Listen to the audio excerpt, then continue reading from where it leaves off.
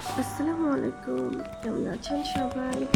Life with নতুন একটি ভিডিওতে আপনাদের সকলকে স্বাগত জানাই। আজ বুধবার, এখন বিকেল ৫টা। আমি আজ সকালে বাসায় এসেছি। আপনারা অনেকেই জানেন যে ফেব্রুয়ারি বেড়াতে যে আমার ঠান্ডা লেগেছিল, সেখান থেকে আমি অসুস্থ। তার জন্যে আজকে বিকেলেই হুট করে বাসায় চলে আসলাম, কারণ বেড়াতে যেয়ে শরীর অসুস্থ থাকলে আর ভালো লাগছিল না, কেমন জ্বরও লাগছিল। তাহলে বাসায়ই চলে যাই। বাসায় এসে সকাল থেকে শুয়েছিলাম, ভালো লাগছিল না। বিকেলবেলা একটু ভালো লাগলো, তাই ভাবলাম একটু ভিডিও শ্যুট করি।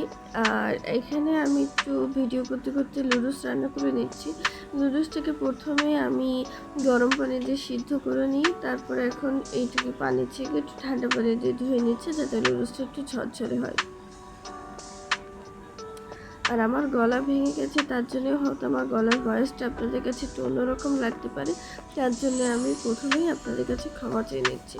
আর এবার পেঁয়াজ কড়াইতে দিয়ে সুন্দর করে একটু ভেজে নিতে হবে। তারপরে দিয়ে দিচ্ছি একটু ডিম দিয়ে লুডুস আজকে রান্না করছি। অন্যদিন গোশ বিভিন্ন ধরনের ভেজিটেবল দিয়ে রান্না করি, কিন্তু আজকে ভালো লাগছে না বলে শুধুমাত্র একটু ডিম দিয়ে রান্না করে নিচ্ছি। আর ডিমটাকে ঝুরি ঝুরি করার পরে এরপর একটু লবণ আর গোলমরিচ ছিটিয়ে আর ম্যাগির সাথে যে মশলাটা থাকে, ম্যাগি মশলা দিয়ে দিচ্ছি, দিয়ে সুন্দর করে সব কিছু মিশিয়ে নিচ্ছি।